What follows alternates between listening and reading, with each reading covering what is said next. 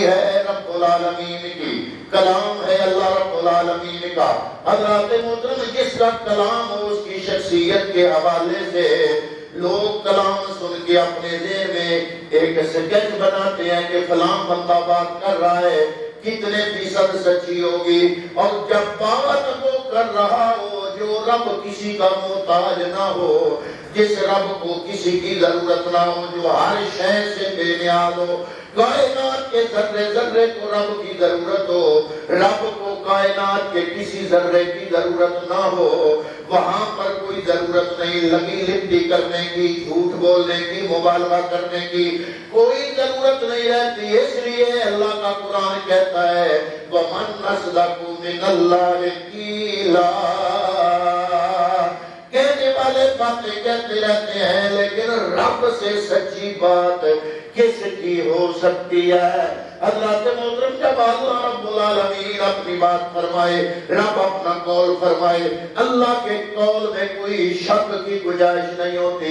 اللہ پیغام کیا دے رہا ہے؟ بڑا اہم ترین پیغام اللہ رب العالمین فرما رہا ہے الہاکم التکاثر، ہلاکت میں ڈال دیا تمہیں، ہلاکت میں ڈال دیا۔ حضرات محترم بعض اوقات بندہ ہلاکت میں پڑ رہا ہوتا ہے، اس کو خود احساس نہیں ہوتا، دوسرے دیکھنے والوں کو احساس ہوتا ہے، وہ بتاتے ہیں اس کو کہ یہ جو کام تم کر رہے ہو تمہارے لیے نقصان دہ ہے۔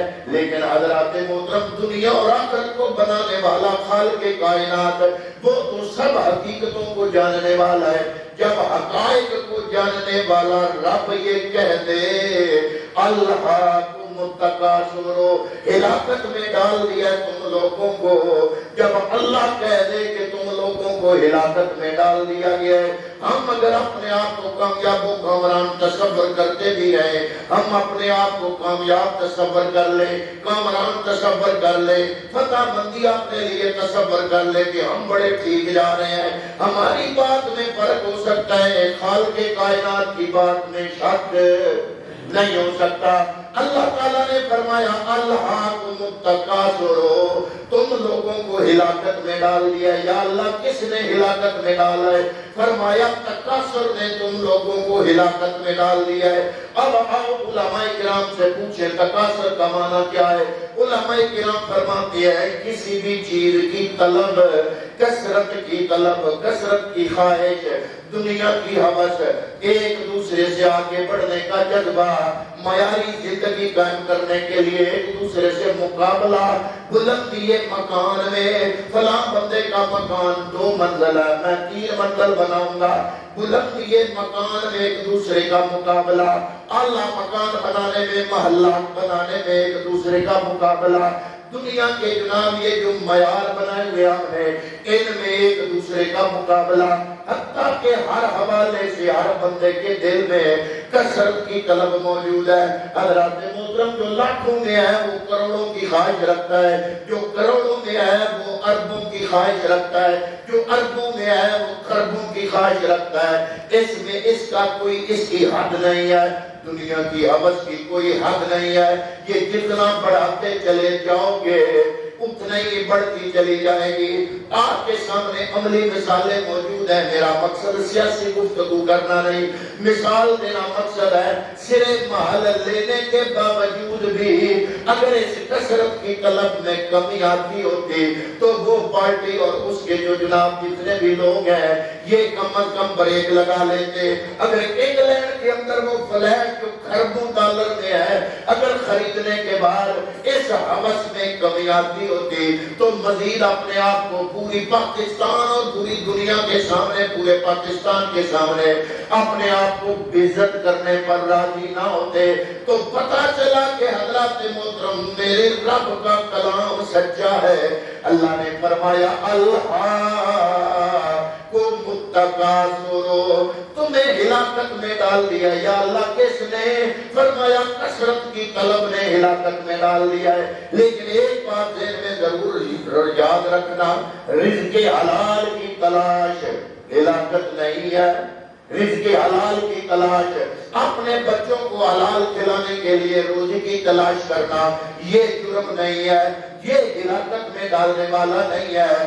یہ ہلاکت تب بنتی ہے جب ہوس بندے کے دل میں بڑھتی چلی جاتی ہے اور بندہ اس ہوس کے لیے اپنے رشتے بھول جاتا ہے, اپنی عزت بھول جاتا ہے, دنیا میں اپنا مقام بھول جاتا ہے, اللہ نے جس مقصد کے لیے بنایا وہ مقصد تخلیق بھول جاتا ہے, اللہ رب العالمین کی یاد اور ذکر بھول جاتا ہے. رب نے جس راستے پہ چلانے کے لیے ہمیں دنیا میں بھیجا, بندہ اس کثرت کی طلب میں بڑھ کے وہ راستہ بھول جاتا ہے. حضرات محترم, وہ بندہ جو 5 وقت کی نماز ادا کرتا ہے, روزے رکھتا ہے, فرض پورے کرتا ہے, پھر کسب حلال کماتا ہے, چاہے دکان میں بیٹھا ہو, چاہے کاشتکاری کر رہا ہو, چاہے مال چرا رہا ہو, چاہے مال کے لیے چارہ بنا رہا ہو, چارہ کتر رہا ہو, کوئی کام بھی کر رہا ہو, کہیں دفتر میں ملازم ہو, کہیں جناب پولیس میں ملازم ہو, فوج میں ملازم ہو, حضرات محترم اپنے فرائض کو ادا کرنے کے بعد رزق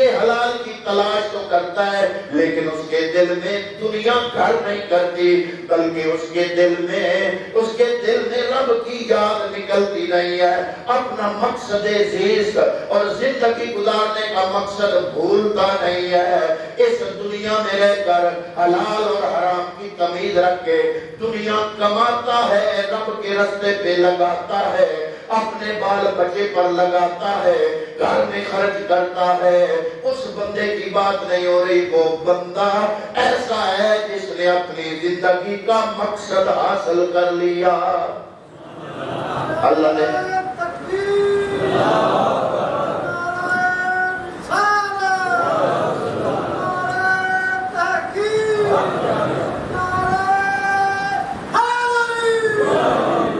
اللہ نے یہی مضمون ایک اور مقام پہ بیان فرمایا والعصر, قسم ہے مجھے عصر کی, محبوب کے زمانے کی قسم ہے. اللہ قسم کے بغیر بات کرے پھر بھی سچی, لیکن جب قسم اٹھا کے بات کرتا ہے اس لیے نہیں کہ رب کوئی قسم کا محتاج ہے, ویسے اس کی بات ماننے کسی نے نہیں ہے, قسم کا وہ محتاج نہیں ہے. حضرات محترم, جب وہ قسم اٹھا کے بات کرتا ہے تو وجہ صرف یہ ہوتی ہے تاکہ کائنات کے لوگوں کی توجہ اس قسم کے بعد والے مضمون کی طرف مبذول ہو جائے, اس مضمون کو سمجھنے کی ہر بندہ کوشش کرے.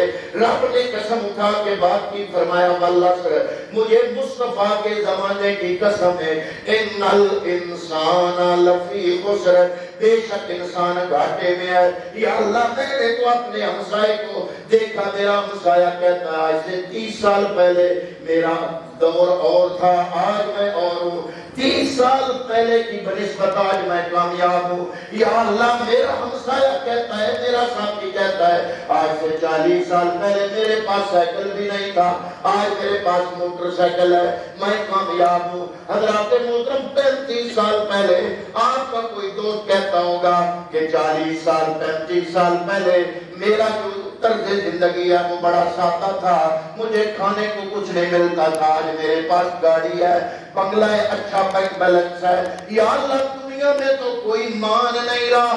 یہ کہتا ہے میں بھی 40 سال سے اب بہتر ہوں, وہ کہتا ہے میں 50 سال سے اب بہتر ہوں, اگلا بندہ کہتا ہے میں 20 سال پہلے سے اب بہتر ہوں.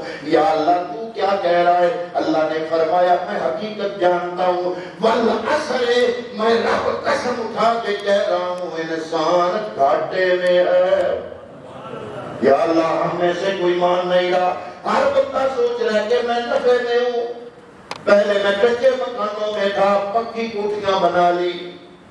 پہلے میرے ڈیرے پر کچا راستہ تھا, میں نے سولنگ لگوا لیا, پکی سڑک بنوا لی. پہلے میں یہ روکھا سوکھا کھا لیتا تھا, میری اولاد یورپ میں ڈالر کما رہی ہے, ریال کما رہی ہے, سعودیہ میں ریال کما رہی ہے, یورپ میں یورو کما رہی ہے, پاؤنڈ کما رہی ہے, اب میں بڑا ٹھیک ہوں. اللہ نے فرمایا چاہے وہ اپنے سر پہ جو ٹوکری رکھ کے مزدوری کرن والا ہو, چاہے کسی ملک کا صدر ہو, میں رب اعلان کر رہا ہوں والعصر, میں رب کو مصطفیٰ کے زمانے کی قسم ہے, ان الانسان لفی خسر, انسان گھاٹے میں ہے. یا اللہ, وہ کون سا گھاٹا ہے؟ کوئی ہے بندہ دنیا میں جو اس گھاٹے سے پاک ہو؟ ہاں ہے. اگلے لفظوں میں اللہ نے فرمایا اِلَّا الَّذِينَ آمَنُوا وَعَمِلُوا الصَّالِحَاتِ، فرمایا ہاں وہ لوگ جو ایمان لے کے آئے اور انہوں نے اچھے اعمال کیے وہ اس گھاٹے سے باہر ہیں، وہ دنیا میں بھی کامیاب ہیں، وہ آخرت کے اندر بھی کامیاب ہے۔ وہی مضمون اللہ تعالیٰ نے سورہ تکاثر میں بیان فرمایا۔ حضور نبی کریم صلی اللہ علیہ وسلم جب یہ سورہ مقدسہ تلاوت کر رہے تھے، حضور نے پڑھا الہاکم التکاثر، آپ یہ تلاوت کر رہے تھے، پھر آپ نے فرمایا انسان کہتا ہے مالی مالی مالی۔ حضور نے وضاحت فرمائی، حضور تلاوت کر رہے ہیں اس سورت کی اور اس کی وضاحت فرما رہے ہیں، فرمایا انسان کہتا ہے میرا مال میرا مال، میرا بینک بیلنس، میرا فلاں میرا فلاں میرا فلاں۔ اب آگے نبی نے فرمایا وَهَلْ لَكَ مِن مَالِكَ إِلَّا مَا تَصَدَّقْتَ، اے انسان گواہ ہو جا، اے انسان خبردار ہو جا، اے انسان سن لے، تیرا مال صرف وہ ہے جو تو نے یا تو اللہ کے نام پہ صدقہ کر دیا، او اکلتا ففنیتا، یا کھا کے تو نے فنا کر دیا، او لبستا فابلیتا، یا تو نے پہن کے پرانا اور بوسیدہ کر دیا۔ میرے پیغمبر فرماتے ہیں بندہ کہتا ہے میرا مال میرا مال میرا مال، اس کا مال نہیں ہوتا، اس کا صرف وہی ہوتا ہے جو اس نے کھا لیا فنا کر دیا، جو اس نے پہن لیا بوسیدہ کر دیا، یا جو اللہ کے رستے میں دے دیا، تو قیامت کے دن وہ اس کا مال اس کا بن کے اس کو مل جائے گا۔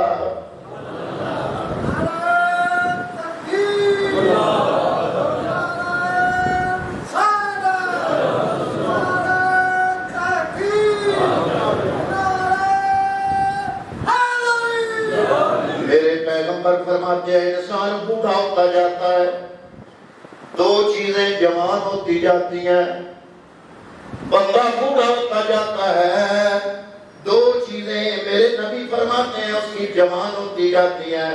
یا رسول اللہ کون سی؟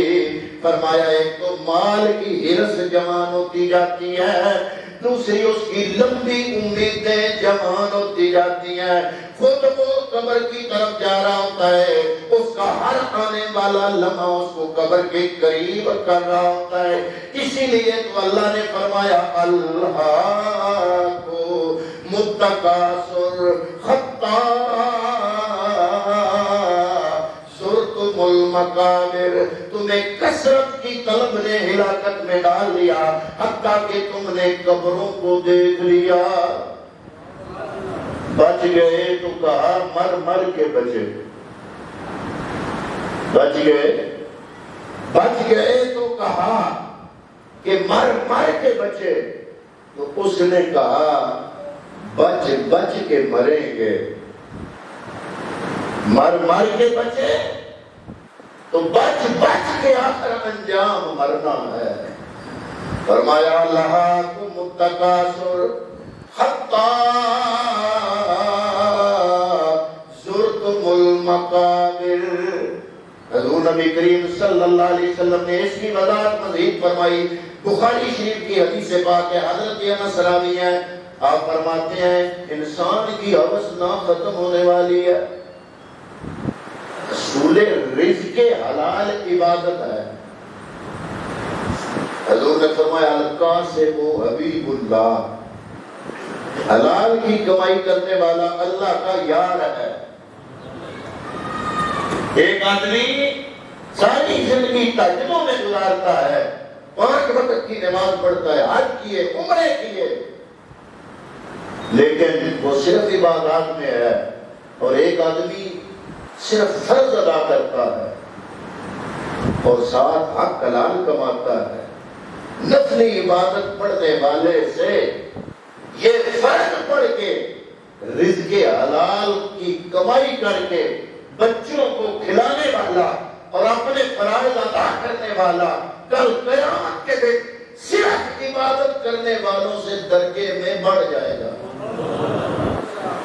اس لیے اسلام صرف تسبیح لے کے ایک کونے میں بیٹھ جانے کا نام نہیں۔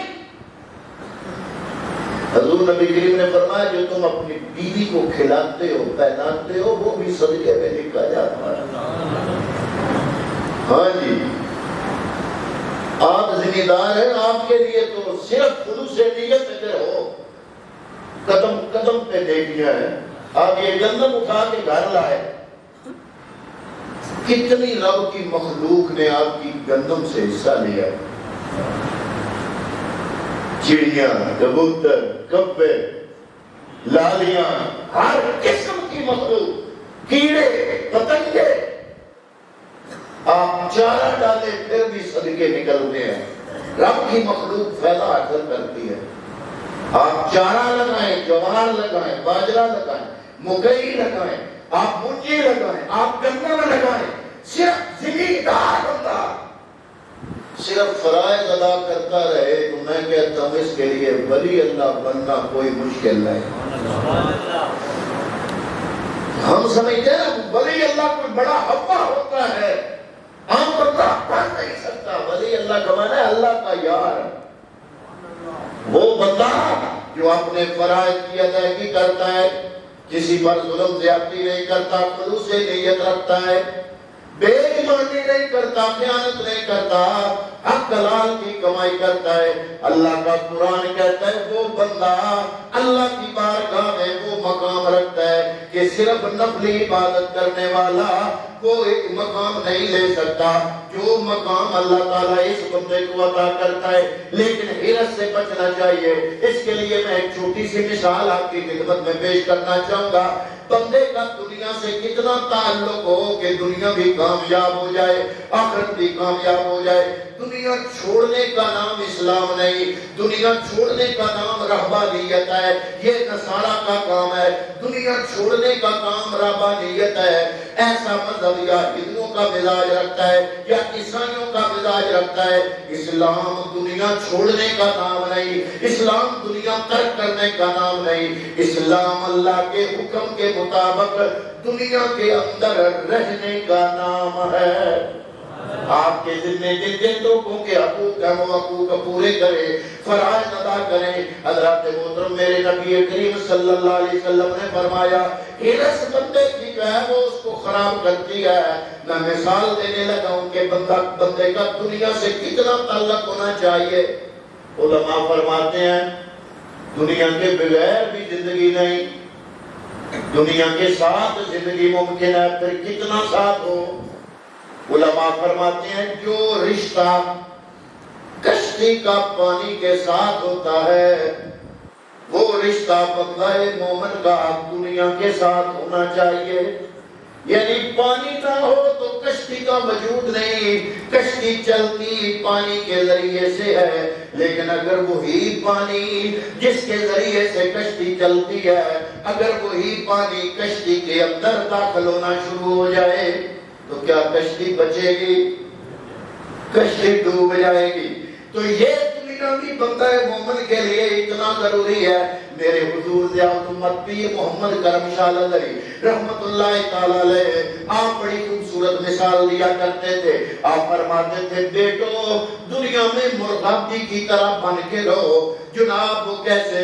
وہ فرماتے تھے مرغابی پانی میں ڈبکی لگاتی ہے لیکن جب باہر نکلتی ہے تو ایک پانی کا قطرہ بھی مرغابی کے جسم پر نہیں ہوتا۔